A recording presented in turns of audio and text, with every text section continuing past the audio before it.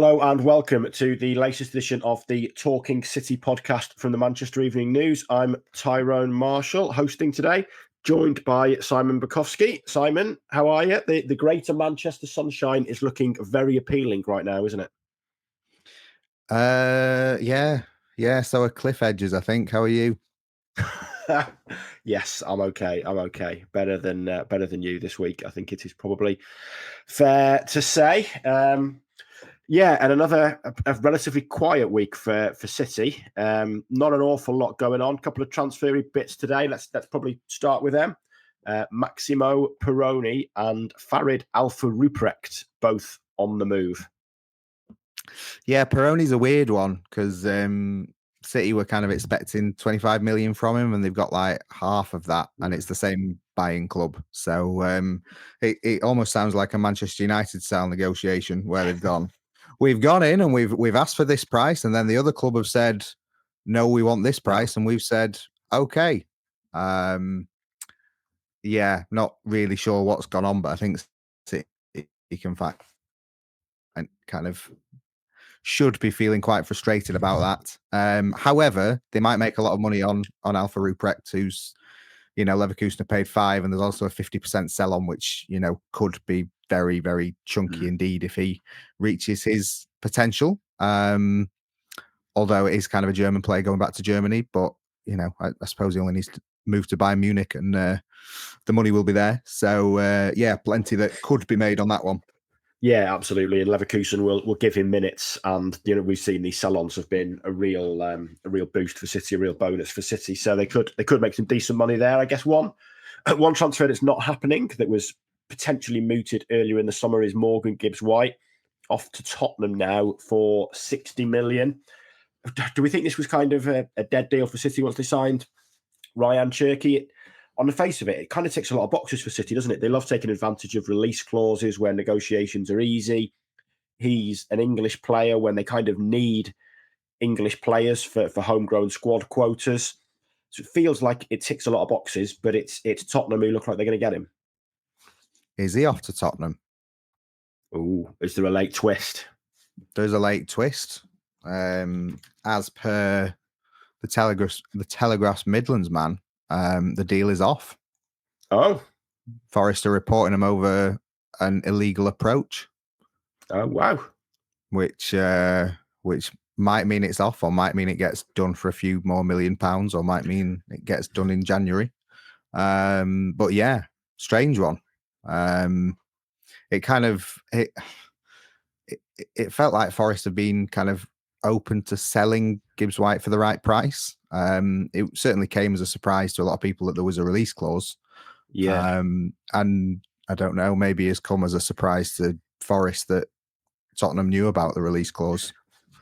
Yeah, well, putting 2 and 2 together, that suggests maybe that they think the agent has maybe tipped Tottenham off. Because when City were interested, the figure that seemed to be bandied about was £100 million, which is clearly unnecessary if he was available for 60 million. But again, it's not, it's hardly unusual for clubs to talk to the agent of a player before making an official approach, is it? It might not be legal in the football world, but it does happen. Yeah. And I'm sure City would have known about that release clause. Yeah, I think so. I mean, it's obviously very common, and that's, a very successful way of getting a player in by agreeing all the terms with them first and then going to the club. But yeah, I mean, City have kind of been kings of release clauses for so long under Cheeky Bagheeris, and it seemed odd that one would sort of go through their fingers. And 60 million certainly feels a lot better as a price than 100 million does. Yeah. But they've signed Cherki. Bernardo Silva is staying as well, which I think is a big factor. There were doubts going into the summer about whether he would stay, and now he's been made captain. You've got Nico Gonzalez as well, who should stay. So yeah, maybe Gibbs-White is one midfielder too many when you've got all those, as well as Foden and people like that. But 60 million does feel like more of kind of a missed opportunity than 100. Yeah, for sure. And there's probably an argument that yes, Bernardo staying is now the captain, but I think he's probably going to go next year. His answers at the Club World Cup certainly gave the impression he was going to go next year, and maybe you take advantage of that opportunity with Gibbs-White now and get a replacement in. But like I say, the transfer window's open, so why don't we? There's not a lot going on, so why don't we do a bit of a squad audit, I guess you'd call it today, and see kind of where the squad lies, where the holes are, who needs to go, and maybe kind of do it by position. Let's start with the goalkeepers. It feels like this is kind of the one area of the team that's not had that refresh that the other areas have recently. Okay, Bettinelli's come in for Carson, but City have now got 3 goalkeepers who are 31 and over. Edison, I think, turns 32 next month. It's pretty obvious that if not this summer, then next, they need at least one new young goalkeeper, don't they? And they could be in a position next summer where they look to replace Edison and Ortega at the same time. Yeah, and I don't know that it's like a disastrous situation, but then I'm just kind of like, I was just looking back today and like they've got big fees, big transfer fees for players who've left like every summer for the past sort of 4 or 5, 6 years. And it doesn't look like there's going to be that one this year. And maybe, you know, it's fine that some players will run the contracts down and leave at the end of the contracts. But it does feel like, you know, that is a significant part of City's business model. And so if you suddenly have if you have, you know, your first and second choice goalkeeper who decide that they're going to leave on a free, when, for instance, kind of like Edison could get 40 million or something, I don't know. It does feel like, again, an opportunity missed, even if Edison is still the number one choice. So I think they're both, they're entering the season as kind of, yes, they will probably stay, but nobody's 100% happy with that. Again, like you say, it feels like they need some fresh blood in that. Yeah, I think there's probably an argument that they could have signed a younger keeper to replace Ortega this year and got them to kind of challenge Edison, or even the other way around. You know, it could entirely depend on kind of what interest you get in those two. But yeah, it does feel like maybe there's a missed opportunity there. But if it's not this summer, then next summer is certainly going to be a key one in the goalkeeping department. Defence, they've finally signed a left back, but is this the summer where they've just swapped left back for right back as problem positions go? I mean, the bigger problem is, I think the piece you wrote this week about they need to get rid of foreign players from the Champions League squad. So, like, yes, you could say that right back is a position where they need to strengthen, but at the same time, if you are going to strengthen, it really needs to be a homegrown player. Because if you're bringing in another foreign player, then it's 5 would need to go. 5 would have to go, yeah.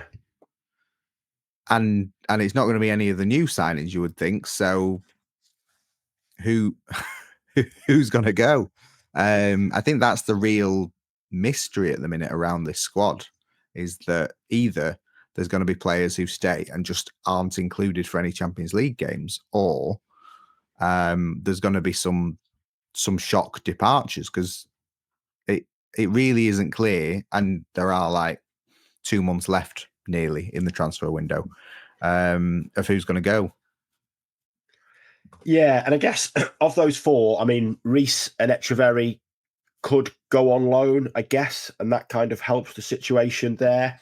But it probably makes sense to look at the defence as part of this, because, you know, we mentioned right back there. I think obviously Livramento was the one they probably wanted. I think that's going to prove too difficult to do with Newcastle getting in the Champions League and a bit more financially secure.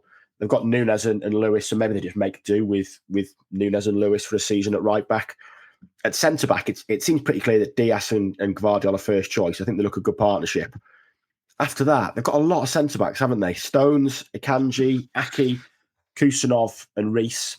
Reece did pretty well in the game he started in the Club World Cup, but given that competition, it probably makes sense for him to go. And I mean, there's an argument that one of the others could go as well, but we're talking about the homegrown. I think Stones and Ake are homegrown. So the only one that it would kind of make sense to let go is Akanji. Or Kusanov. Or Kusanov, yeah. But then, again, you're letting a player go who only joined in January. And Akanji played quite a bit at the Club World Cup as well. Certainly more than Kusanov. And yeah, there still seems to be, there's a lot of friction among the fan base at the minute. Not helped by that early Club World Cup exit, but there seems to be a lot of friction between like the revolution is coming and sort of Pep sticking with his tried and trusted players. And Akanji is seen as one of those who, keeps getting picked. But a lot of the reason why he keeps getting picked is because he's fitter than Nathan Ake and John Stones, and he's more experienced than Rice or Kusanov. So it's all they're sort of caught between two worlds at the minute. And yeah, I'm not sure whether Akanji will be the one to go. But as I said before, even if he does go, you're not getting big money for Akanji. No, definitely not. And arguably, I mean, Stones was fantastic 2 years ago. He's had so many injury problems. There's an argument maybe he's the one it makes sense to sell, but they're letting so many homegrown players go this summer that you almost can't afford to sell Stones for that reason. But you also don't need, even if Reece goes on loan, it'd be 6 centre backs. You mentioned Kusanov there. I guess theoretically you could sort of loan out for Kusanov. He's 21, I think, so he's still of an age where maybe you could say a loan would do him some good. I think we made the case on a recent podcast that perhaps he should play at right back, and he's got Walker's pace to bring a bit of speed to that back line. Just looking at the right back situation, then of those who remain, would you think Núñez is probably going to be the most used right back this season? Yeah, I don't know. I feel like they still feel like Lewis has the potential to be the guy that they need. But more than anything, I think they just need like a settled defense. I think they need a settled, like 4 out of the back 5 are the same pretty much every week. Or like they use 7 players and for those 4 positions or 5 positions. Because it's just so difficult, and it's so difficult to judge from the Club World Cup anyway, because it's sort of like a summer tournament. But like they weren't great defensively for quite a few games, but then you're not going to be when the defense keeps chopping and changing. And it used to be one of kind of City's strengths that they could rotate all the time and rotate every position, and that was fine. But I feel like with the weaknesses in the team, they kind of need a settled defense, and it just needs a decision making. Like put your faith in Lewis or put your faith in Núñez, because I don't really think the chopping and changing helps. Yeah, I would agree. And I think, you mentioned a settled defence. I think Diaz, Gvardiol, Ait-Nouri are probably 3 of your 4 pretty much every week, aren't they? Certainly for the big games. Let's look at the midfield then. Excuse me. Been a lot of changes in midfield. And I guess it's kind of summed up this year by Nico Gonzalez, signed for 50 million in January and essentially forgotten about by July, really. Played 61 minutes in the Club World Cup in 1 game, and the other 3 didn't even get off the bench. Didn't get off the bench for 3 of the last 7 Premier League games, I think. His situation's a bit of a strange one, isn't it? Yeah, and the 61 minutes he played at the Club World Cup, Pep absolutely battered the team for and said they were rubbish, and he didn't want to see that again. So that doesn't particularly bode well when you're then not seen again for the rest of the tournament. It's one of them where, either they've got faith in him and are going to give it. Like, I think he has looked better in his first 6 months at the club than Rodri did. And Rodri was pretty ropey in his second season at City.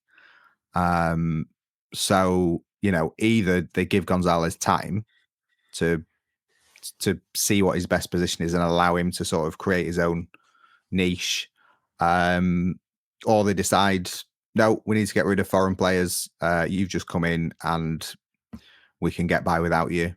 And you actually would make a lot of money, or, I think they get close to what they paid for him back if they were to find the right buyer for him, then yeah, let's make that happen. But it just feels more uneasy, the situation around the whole squad this summer, than it has done for a long time.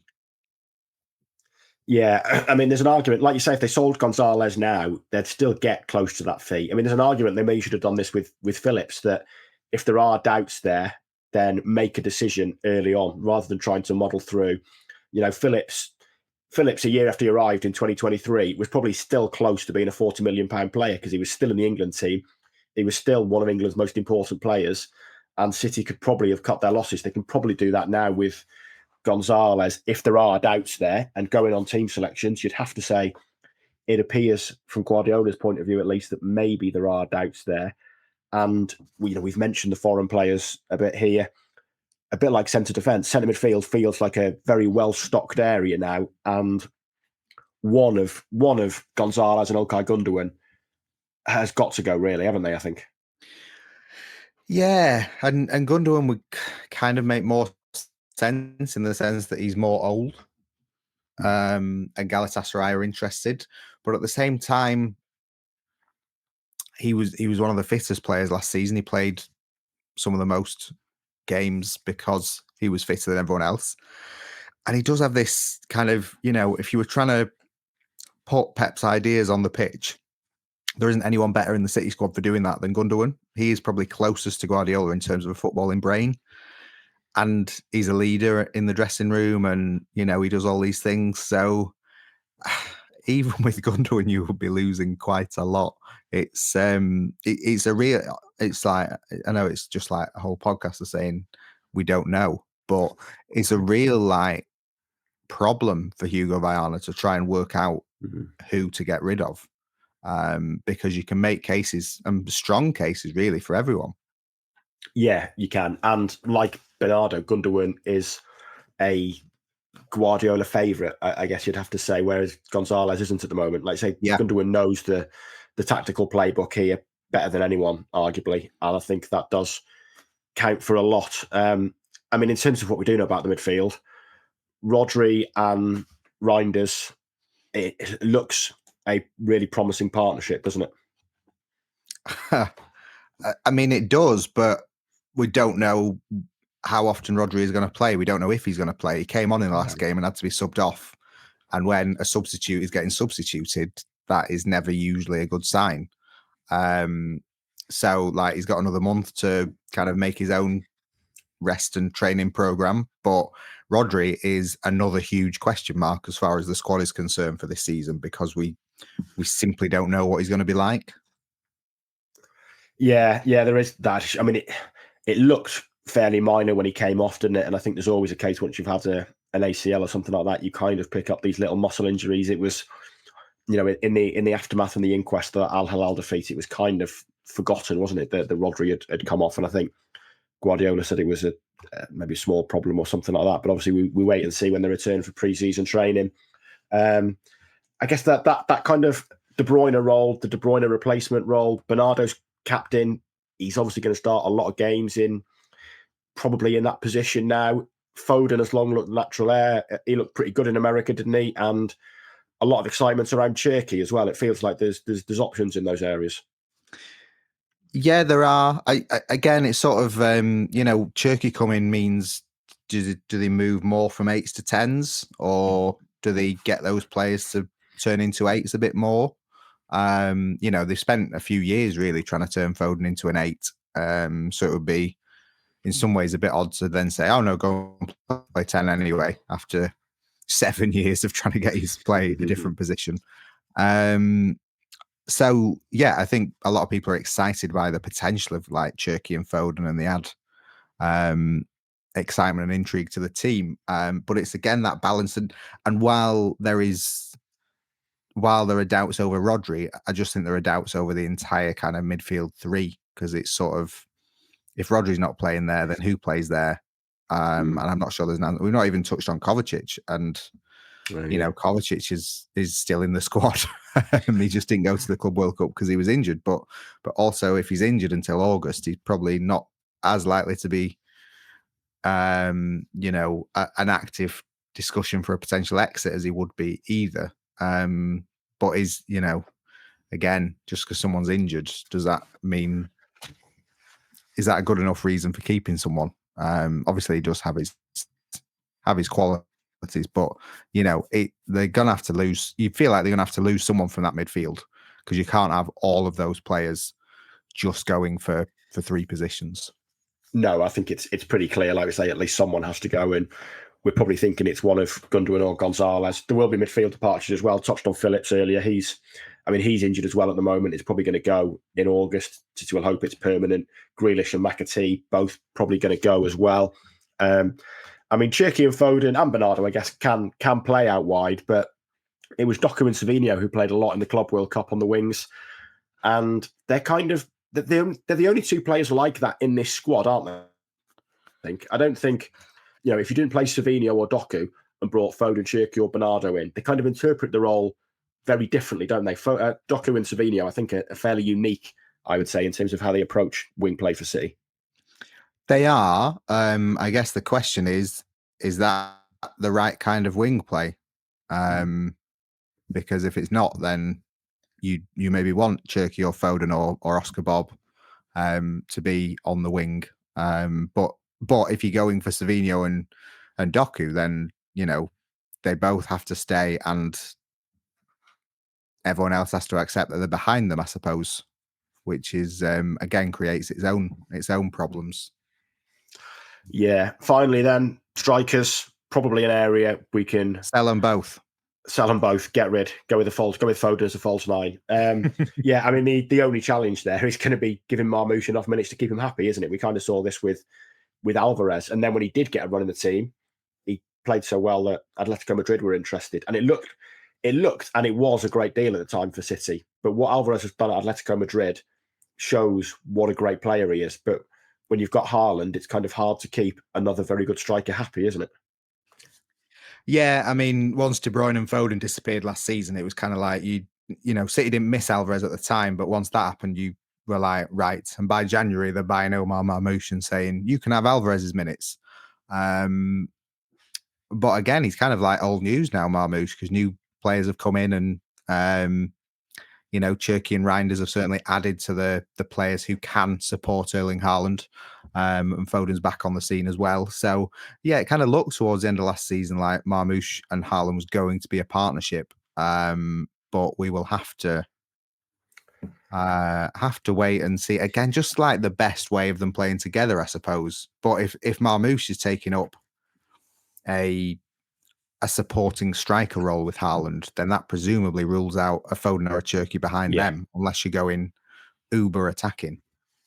Yeah, that kind of touches on a couple of things that we've mentioned, doesn't it? The size of this squad is unprecedented, really, in the Guardiola era. There is great competition, but arguably too much competition, because, like you say, if you play Marmoush as the 10, then you can't really play Foden, Cherki, or Bernardo, or you play one of them on the wing and you don't play Savio, I guess. So some real interesting transfer decisions to be made over the next 7 weeks or so. Some interesting selection decisions come next month. We'll keep you across all of that. But for now, we'll leave the squad audit there. I'm sure there'll be developments maybe next week on transfers, and we'll keep you up to date. But Si, thanks for your time today. Thank you.